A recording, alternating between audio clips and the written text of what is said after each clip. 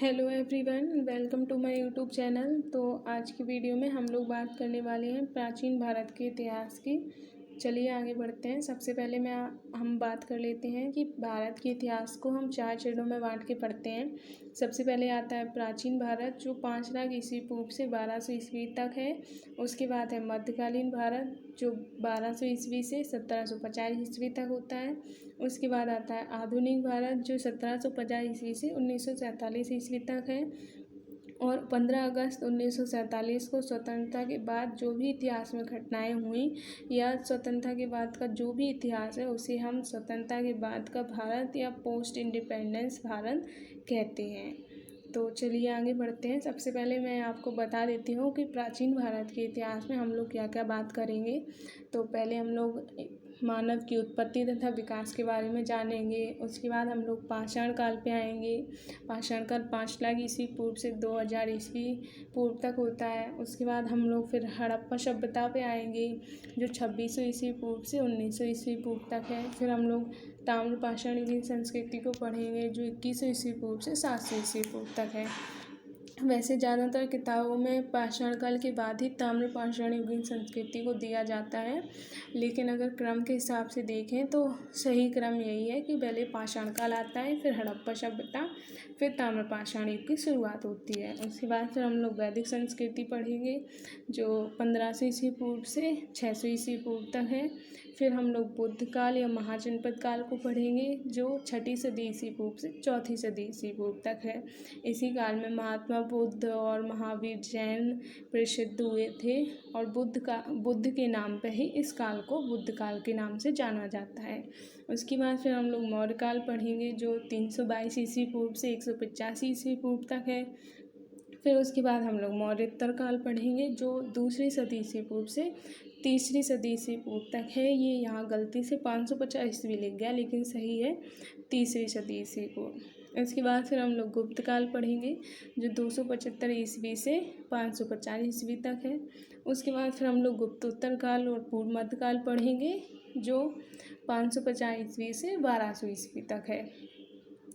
अब हम पहले इतिहास के स्रोतों के बारे में जान लेते हैं, क्योंकि जब भी हम इतिहास का अध्ययन करते हैं तो इतिहास के स्रोतों की बहुत ही महत्वपूर्ण भूमिका होती है। तो इतिहास के स्रोत 2 प्रकार के होते हैं, एक पुरातात्विक स्रोत और दूसरे होते हैं साहित्यिक स्रोत। पुरातात्विक स्रोतों के अंतर्गत अभिलेख, सिक्के, चित्रकला, मंदिर स्थापन इत्यादि आते हैं। और अभिलेखों में अगर हम बात करें तो इतिहास में सबसे ज़्यादा अभिलेख लिखने वाला शासक अशोक है। अशोक ने सबसे ज़्यादा अभिलेख लिखे थे। और आपको पता है कि अशोक के अभिलेख किस लिपि में लिखे गए हैं? तो अशोक के अभिलेख खरोष्ठी लिपि में लिखे गए हैं। और एक और बात मैं आपको बता दूं कि अभिलेखों के अध्ययन को पुरालेख शास्त्र या एपिग्राफी भी कहते हैं। उसके बाद जो सिक्कों के बारे में अगर हम बात करें तो सिक्कों के प्रचलन की शुरुआत 6 सदी ईस्वी पूर्व से हुई थी, क्योंकि उसके पहले वस्तु विनिमय प्रणाली प्रचलित थी। तो सिक्कों की शुरुआत 6 सदी ईस्वी पूर्व में हुई। और एक और बात आप याद रखिएगा, सिक्कों के अध्ययन को मुद्रा शास्त्र कहते हैं, और जो सिक्कों का अध्ययन करता है उसे मुद्रा शास्त्री कहते हैं। और स्थापत्य की अगर हम बात करें तो स्थापत्य के अंतर्गत जो भी मंदिर, इमारतें, भवन जो भी इतिहास में होती हैं, उनको सबको स्थापत्य के अंदर रखा जाता है। जैसे एग्जाम्पल में हम लोग सांची का स्तूप ले सकते हैं। और अगर हम चित्रकला की बात करें तो भीमबेटका में जो भी चित्र प्राप्त हुए हैं वो उसे हम चित्रकला के अंतर्गत रख सकते हैं। उसके बाद हम लोग साहित्यिक स्रोतों की बात करें तो साहित्यिक स्रोत 2 प्रकार के होते हैं, धार्मिक स्रोत और धर्मेतर स्रोत। धार्मिक स्रोत वो होते हैं जो किसी भी धर्म या संप्रदाय से संबंधित होते हैं। तो इसमें जैसे कि वेद आते हैं। वेद 4 प्रकार के होते हैं, ऋग्वेद, यजुर्वेद, सामवेद, अथर्ववेद। सबसे पुराना वेद जो है वो ऋग्वेद है। उसके बाद आते हैं पुराण, जैसे कि पुराण में हम लोग एग्जाम्पल ले सकते हैं महाभारत, रामायण का। उसके बाद उपनिषद भी धार्मिक स्रोतों में आते हैं। उसके बाद बौद्ध साहित्य हो गए, जैन साहित्य हो गए।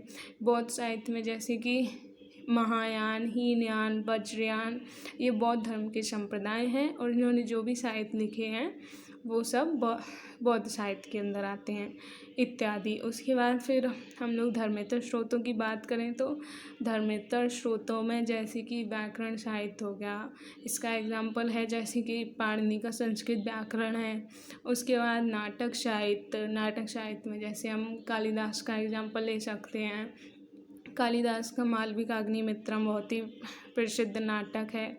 उसके बाद फिर धर्मेतर स्रोतों में राजनीति और अर्थशास्त्र से रिलेटेड जितनी भी किताबें लिखी गई हैं वो भी सब धर्मेतर साहित्य के अंदर आती हैं, जैसे कि कौटिल्य का अर्थशास्त्र हो गया। उसके बाद नीति शास्त्र की बात करें तो नीति शास्त्र में जैसे कामंदक का नीति शास्त्र हो गया। उसके बाद अगर हम वैज्ञानिक साहित्य की बात करें तो जैसे आर्यभट्ट का आर्यभट्टियम हो गया, बरहामीर की पंच सिद्धांतिका हो गई, और ये सब धर्मेतर साहित्य के अंदर आते हैं।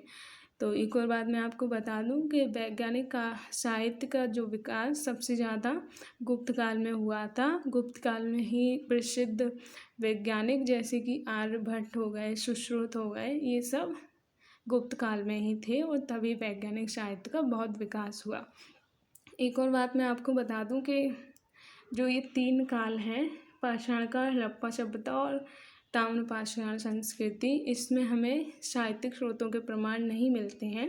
साहित्यिक स्रोतों के प्रमाण हमें वैदिक संस्कृति से मिलते हैं, क्योंकि वैदिक संस्कृति में ही शिक्षा की शुरुआत हुई। जब लोगों ने पढ़ना लिखना सीखा तभी तो वो साहित्य लिख पाएंगे। उसके पहले के कालों में हमें सिर्फ पुरातात्विक स्रोतों के प्रमाण मिलते हैं, साहित्यिक स्रोतों के नहीं।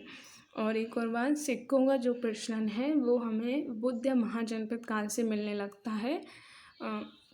और एक और बात आप याद रखिएगा कि सबसे पहले जो सिक्के प्रचलित हुए थे उन्हें आहत सिक्के कहते हैं। उसके बाद ही फिर तांबे के सिक्के, कांसे के सिक्के और चांदी सोने के सिक्के प्रचलित हुए थे। सबसे पहले आहत सिक्के प्रचलित हुए थे।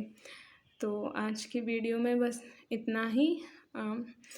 मिलते हैं अब हम नेक्स्ट वीडियो में मैं आपको बताऊंगी कि मानव की उत्पत्ति और विकास कैसे हुआ।